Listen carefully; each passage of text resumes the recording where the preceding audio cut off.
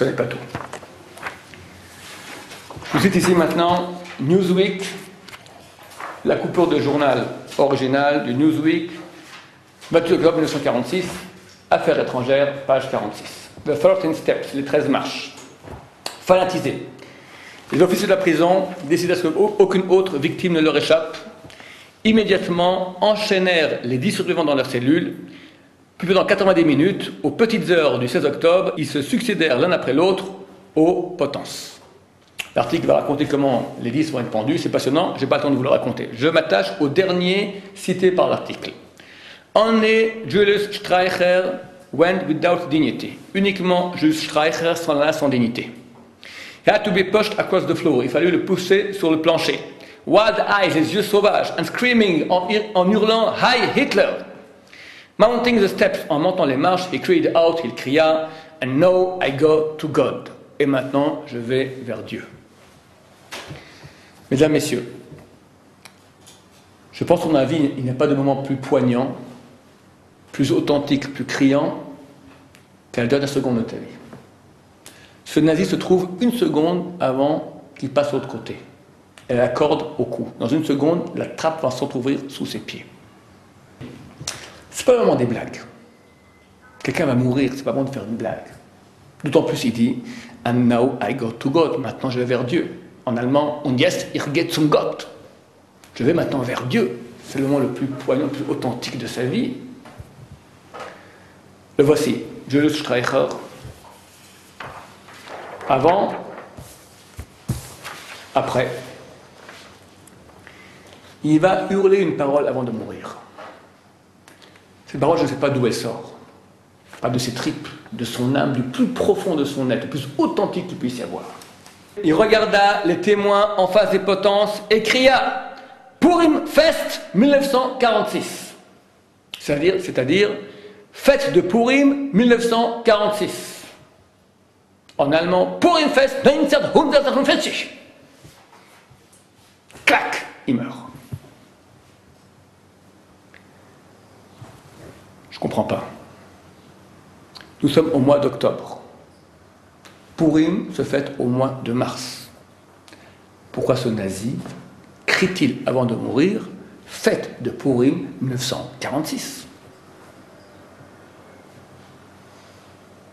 Ça n'a rien à voir. Réponse, j'en ai pas. Est-ce que Dieu lui a mis ses mots dans la bouche? Est-ce qu'il a étudié les textes, c'était un rabbin, il a compris ce que les rabbins veulent dire? Est-ce que c'était une réincarnation? J'ignore. Je ne sais pas. Une chose est claire. Ce que nous sommes en train de dire. Que la reine Esther a demandé au roi, à Dieu, qu'il soit permis de refaire demain encore ce qu'on a fait aujourd'hui. Qu'on puisse refaire Purim, version 46. Qui nous le témoigne en pleine figure? Le nazi lui-même. Sache, tu es en train de vivre Purim 46. Ciao, plaque. Le nazi lui-même. Alors qu'est-ce qu'il faut de plus? Si lui-même nous témoigne, tout y est.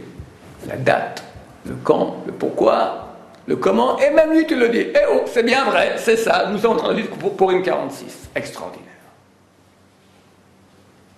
Les Français, vous savez que donc ils vont informer, mais des fois ils informent et désinforment. Ils informent et désinforment. On va voir un exemple ici déjà assez criant. Donc je cite ici de nouveau le François du lendemain matin. Streicher grimaça. Arrivé sur la plateforme, il s'écria les yeux brûlants de colère pour une fête 1946.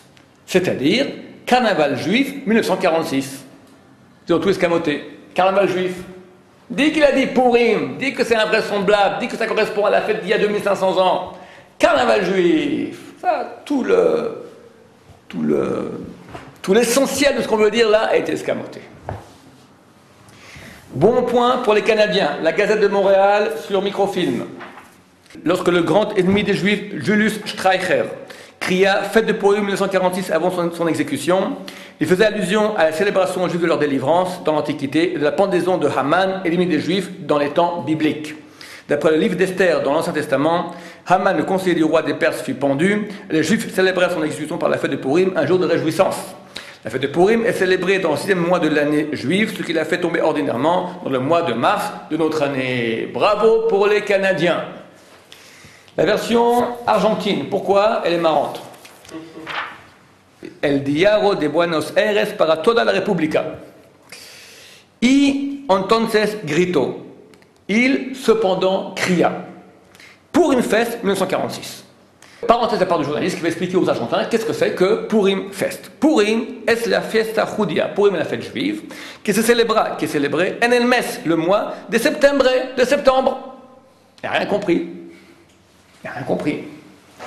Le journaliste s'est dit pourquoi est-ce que le nazi va créer une fête qu'au mois de mars? Rien à voir. Puis au mois de septembre, octobre, il y a beaucoup de fêtes juives. Il y a Rosh Hashanah, Simchat Torah, Shmini Atzeret, Sukkot, Rosh Hashanah Rabbah, Yom Kippourim, ça ressemble. Ah, on a rajouté un plus, c'est Purim dans le tas, un plus, un de moins, qu'est-ce que ça change? C'est tellement invraisemblable que le nazi crée une fête qui est 6 mois plus tard. Mais nous comprenons trop bien, tout y est, la date, la demande et le témoignage du nazi lui-même.